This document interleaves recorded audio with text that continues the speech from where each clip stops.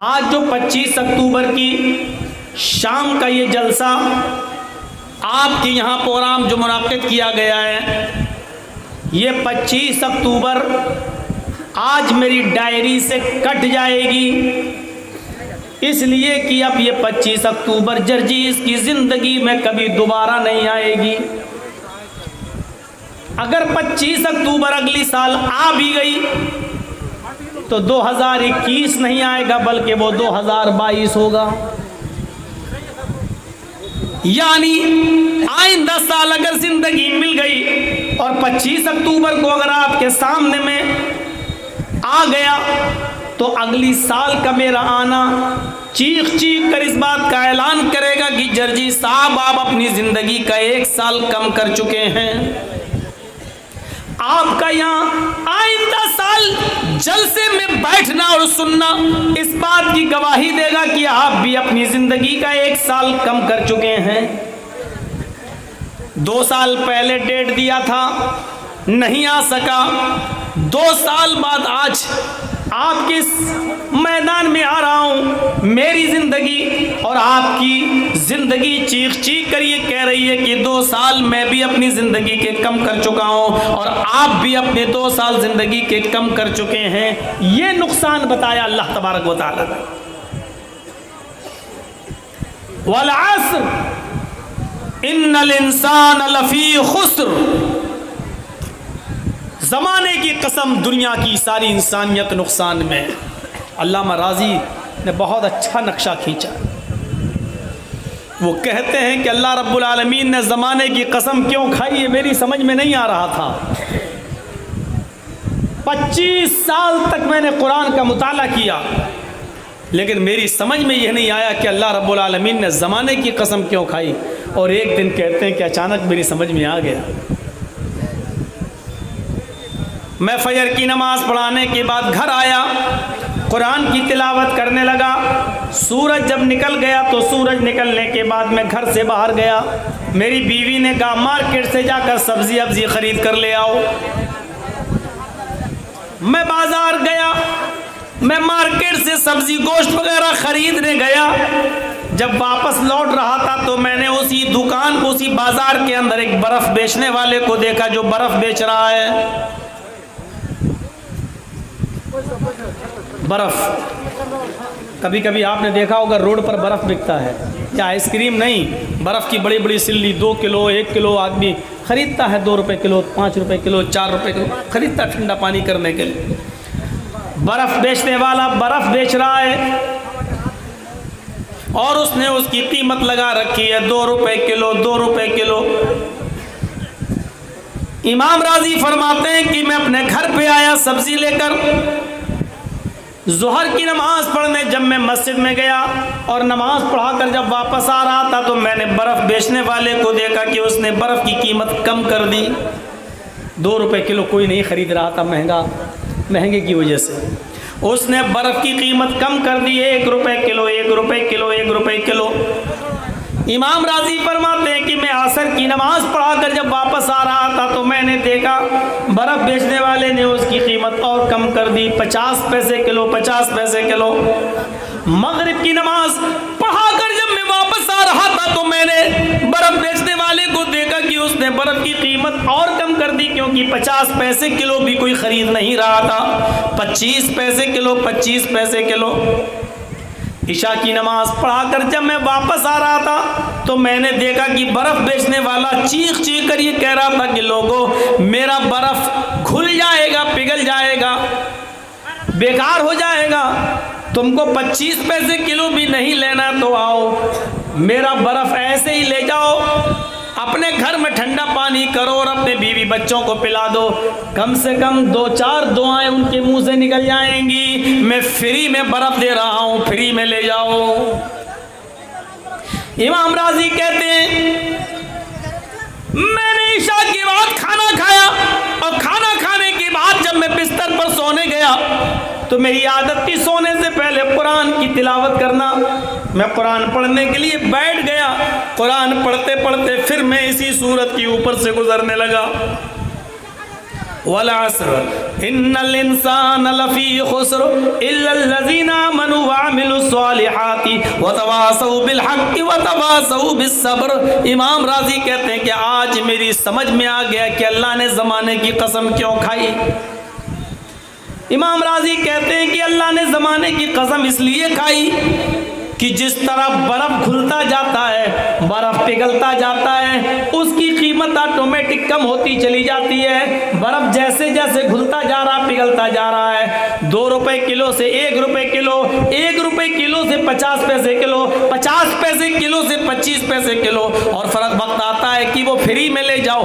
बर्फ़ घुलता जा रहा है, उसकी कीमत कम होती जा रही है, और बर्फ़ घुलता जाता है वो ख़त्म भी होता जाता है। बर्फ़ घुलता जा रहा है तो मिटता जा रहा है, ख़त्म होता जा रहा है, जैसे जैसे पिघलता जा रहा है, ख़त्म होता जा रहा है। ऐसे ही इंसान की ज़िंदगी 1 दिन, 2 दिन, 4 दिन, 1 हफ्ता, 2 हफ्ता, 10 दिन, 20 दिन, 1 महीना, 2 महीना, जैसे जैसे वो गुजारता जा रहा है उसकी ज़िंदगी कम होती चली जा रही है। बर्फ़ की तरह इसकी ज़िंदगी खुल रही है। समझ गए? तो अल्लाह ने इसलिए ज़माने की कसम खाई है क्योंकि बर्फ़ घुलता जाता है, ज़माना भी 1 साल 2 साल होते होते हमारी उम्र को कम करता जाता है। अब सुनिए, जो बात मुझे कहनी है वो ये कि हमारी ज़िंदगी कम हो रही है, हकीकत में कम नहीं हो रही है। हकीकत में हम अपनी कब्र के करीब हो रहे हैं। ये सबको मालूम है कि हमारी मंजिल क्या है, सब जानते हैं ठिकाना क्या है, कब्र। आज से 10 साल पहले, 5 साल पहले, 2 साल पहले, 1 साल पहले किसी न किसी को तो आपने मिट्टी दी होगी, कब्र में दफन किया होगा। आज उनकी हड्डियां सड़ गल गई होंगी। हमारे और आपके साथ भी तो यही होना है। कौन आदमी इसका इनकार कर सकता है? हमारी ज़िंदगी कम नहीं हो रही है, हमारी ज़िंदगी कब्र के करीब होती चली जा रही है। हम कब्र के करीब होते चले जा रहे हैं। 2 साल पहले आपको तारीख दी थी, 2 साल बाद आज आ रहा हूँ। हमारी बॉडी, हमारा जिस्म ये कह रहा है आपसे कि जर्जीस 2 साल अपनी कब्र के करीब हो गया है।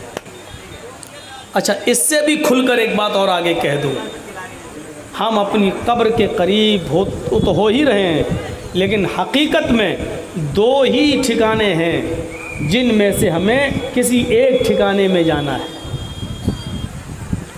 तीसरा कोई ठिकाना नहीं है। 2 ही ठिकाने हैं, जन्नत, दूसरा जहन्नम।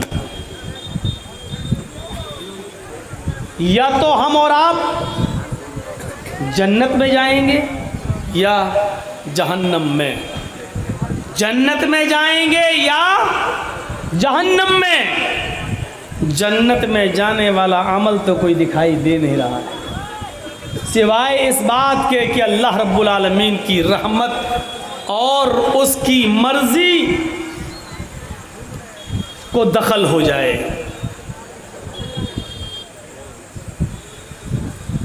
वरना कोई अमल दिखाई नहीं दे रहा।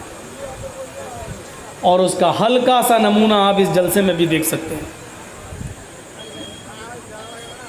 अल्लाह के नबी सल्लल्लाहु अलैहि वसल्लम जब कोई दीनी बात कहते थे तो सहाबाए किराम अपने सरों पर बैठी हुई मक्खी भी नहीं उठाते थे, उड़ाते थे। ऐसे कर देंगे इतनी देर में कहीं कोई बात छूट न जाए या ऐसा न हो कि हम सुन न सकें। जर्जीस साहब के पीछे पंखा चल रहा है, फैन जिसकी हवा लग रही है हमें। उस ज़माने में ये इलेक्ट्रिक फैन नहीं थे, पंखे नहीं थे, बैटरियां नहीं थी। खजूर के पत्तों से हैंड फैन बना लिया करते थे, हाथ के पंखे। मस्जिदों में वो उठाकर झलते थे, लेकिन जब तक अल्लाह के रसूल स्पीच देते थे, तकरीर करते थे, खुतबा देते थे या मस्जिद में वाज़ो नसीहत करते थे, तो सहाबा किराम उन खजूर के पत्तों से बने हुए हैंड फैन भी मस्जिद से उठाते नहीं थे। सख्त गर्मी के बावजूद उसको उठाकर झलते नहीं थे। एक हमारी हैसियत, हमारी औकात और हमारा दिल, हमारा कलेजा इतना मजबूत है कि कुरान पढ़ा जा रहा है, आयतें पढ़ी जा रही हैं, सूरह असर की तिलावत हो रही है, मौलाना चीख चीख कर खामोश होने की बारे में बार बार कह चुके हैं, लेकिन इसके बावजूद हम खामोश होने का नाम नहीं लेते हैं। हमें डर लगता है कहीं ज़मीन फट ना जाए, हम ज़मीन के अंदर समा ना जाएं। ऐ अल्लाह, इतनी सी बातों पर पहले आग के अजाब नाजिल हो जाया करते थे, पत्थरों की बारिशें नाजिल हो जाया करती थी। ऐ अल्लाह, तू कैसे रुका हुआ है? आज हमारे ऊपर पत्थरों की बारिश क्यों नहीं हो रही है? मेरे भाइयों, शायद ये हमारे नबी की उस दुआ का नतीजा है कि अल्लाह हमारी उम्मत को आग और पत्थरों के अजाब से हलाक और बर्बाद मत कर। ये हमारे कलेजे हैं, हमारे गुर्दे हैं, इतने मजबूत हैं कि सब कुछ सुनने के बावजूद भी हम शोर करते हैं। ये कुरान हदीस हल्का हमारे अमल नहीं दिखाई दे रहे, नहीं दिखाई दे रहे। तो दो ही ठिकाने हैं, हम और आप दोनों ठिकानों में से किसी एक ठिकाने के करीब हो रहे हैं।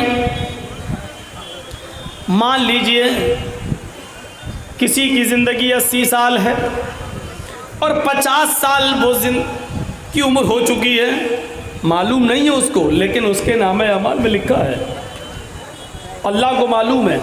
अब 30 साल बाकी रह गए हैं उसके, गोया के वो 50 साल अपनी कब्र के करीब हो चुका है, या यूं कह लीजिए कि 30 साल उसकी जन्नत या जहन्नम में जाने में रह गई है।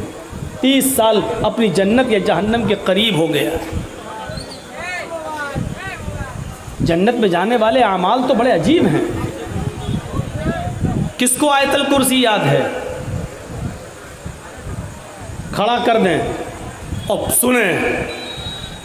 कभी कभी दिल चाहता है कि कभी कभी किसी को खड़ा करके सुनना भी चाहिए कि देखें 20 साल की तकरीरों का रिजल्ट क्या निकला है। किसी एक का इम्तहान लेके देखूं, लेकिन फिर डर लगता है कि अगर नहीं सुना पाया तो कहेगा मैं ही मिला था मौलाना जर्जीस को पूरे मजमे में, किसी और को खड़ा नहीं किया गया, हमारी इंसल्ट कर दे को थे। मन करा आयतल कुर्सी फी कुल्ल सलातिन मक्तूबतिन लम यमनअहु मिन दुखूलिल जन्नति इल्लल मौत। नबी अकरम सल्लल्लाहु अलैहि वसल्लम ने तो ये फरमाया कि जिसने हर फर्ज नमाज के बाद आयतल कुर्सी पढ़ी, जिसने हर फर्ज नमाज के बाद आयतल कुर्सी पढ़ी,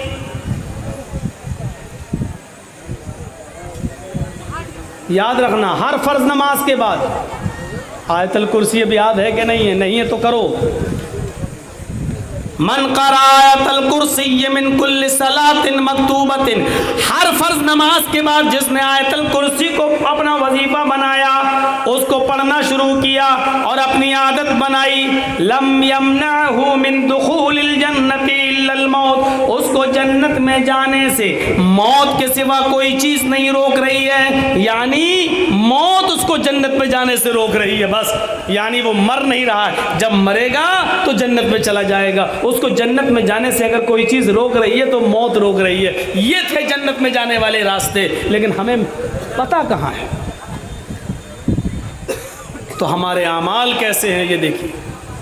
और याद रखिए, एक चीज़ आपको और याद दिला दूँ, कोई ज़रूरी नहीं है कि हम ज़िंदगी भर अच्छे अमल करते रहें और जन्नत ही में चले जाएं। आपको मालूम है, सही बुखारी का वो मंजर देखिए, पूरी जिंदगी नेक अमल किया सहाबी रसूल। और कौन? सहाबी रसूल अल्लाह के रसूल के पीछे नमाजें भी पढ़ते थे, नबी अकरम सल्लल्लाहु अलैहि वसल्लम के साथ उम्रा भी किया, नबी के साथ चलते थे फिरते थे, नबी को देखा था, नबी को देख कर ईमान भी लाए थे, तहज्जुद की नमाज भी पढ़ते थे। ग़ज़वा उहद के मौके पर सबसे आगे लड़ने में वही थे, सबसे पहले तलवार उन्होंने ही मियान से निकाली, सबसे पहले काफिरों के भीड़ में वही घुसे, कई काफिरों को मारते चले गए। नबी अकरम सल्लल्लाहु अलैहि वसल्लम से सहाबा ने अर्ज किया, एक सहाबी ऐसे थे, कहने लगे अल्लाह के रसूल उसने तो हक अदा कर दिया, देखिए कितनी बहादुरी से लड़ रहा है, कई काफिरों की गर्दनें उड़ाता हुआ चला जा रहा है, देखिए कितनी महारत से लड़ रहा है। बुखारी के अल्फाज पर गौर कीजिए, अल्लाह के नबी सल्लल्लाहु अलैहि वसल्लम मुस्कुराते हैं और कहते हैं, जिसने किसी जहन्नमी को न देखा हो फलयंजुर इला हाज़ा, वो इस आदमी को देख ले, ये जहन्नमी है। किसके बारे में? सहाबी के बारे में। हम तो नमाज पढ़ के निकलते हैं दाढ़ी पे हाथ फेरते हुए, तो ऐसा लगता है जैसे अल्लाह पर बहुत बड़ा एहसान करके आए। यहाँ नबी के साथ रहा, नबी के साथ उठा, नबी के साथ बैठा, नबी के साथ चला, यहाँ तक कि जंगें भी लड़ी, ग़ज़वा उहद में सबसे आगे आगे लड़ रहा है। और अल्लाह के रसूल ने क्या कहा? जिसको जहन्नमी देखना हो देख लो इसे। वो सहाबी कहते हैं बड़ा तजस्सुस हुआ मुझे कि ये आदमी इतनी बहादुरी से लड़ रहा है, नमाज में सबसे आगे रहता है, फिर अल्लाह के रसूल सल्लल्लाहु अलैहि वसल्लम इसको जहन्नमी क्यों कह रहे हैं? कहा आज मैं देखूंगा आखिर ऐसा कौन सा अमल ये करता है। लास्ट में वो उसके पीछे पीछे रहे, दूसरे सहाबी उसको देखते रहे, उसका पीछा करते रहे। क्या देखते हैं कि ये सहाबी लड़ते लड़ते मैदान जंग में जख्मों से चूर हो गए। तकलीफ, एक खाई में पड़े हुए हैं, तकलीफ बर्दाश्त नहीं कर पा रहे हैं जख्मों की। जो जासूसी कर रहा था, जो सहाबी जो इनके पीछे लगा था, वो देख रहा कि देखें ये क्या करते हैं। अल्लाह के नबी ने इतने बड़े मर्द मुजाहिद को कैसे जहन्नमी कह दिया। जब उस सहाबी की तकलीफ बहुत ज़्यादा बढ़ गई, लड़ते लड़ते जब वो जख्मी हो गए, तो उन्होंने अपनी तलवार ज़मीन के ऊपर गाड़ दी, आधी ज़मीन के ऊपर गाड़ी, और सीने का हिस्सा उस तलवार की नोक के ऊपर रख दिया, और पूरा का पूरा वजन उस तलवार के ऊपर उन्होंने डालकर तलवार अपने अंदर दाखिल कर ली, यानी खुदकुशी कर ली। जख्मों की ताप न ला सके और उन्होंने जल्दी से अपने आप को ही मार डाला। ऐसी ज़िंदगी से तो मर जाना ही बेहतर है। अब ऐसी तड़प तड़प के मौत से क्या फ़ायदा है? हमें काफिरों ने इतनी जगह से हमें काट डाला है कि अब मैं ज़िंदगी भर तड़प तड़प के क्यों मरूं। उन्होंने तलवार ज़मीन के ऊपर गाड़ी और अपना वज़न उसके ऊपर रख दिया और खुदकुशी कर ली, ख़त्म। जो सहाबी देख रहे थे वो आए और कहने लगे, अशहदु अल्ला इलाहा इल्लल्लाह व अशहदु अन्ना मुहम्मदन अब्दुहु व रसूलुहु। अल्लाह के रसूल ने कहा, अरे तुम्हें क्या हो गया है? ताज्जुब इसलिए किया कि तुम तो पहले ही से मुसलमान हो, फिर आज अचानक ये कलमा पढ़ रहे हो, ऐसा क्यों? कहा अल्लाह के रसूल, अभी थोड़ी देर पहले आपने कहा था जिसको जहन्नमी देखना हो उसको देख ले, आज मैंने अपनी आंखों से देख लिया है।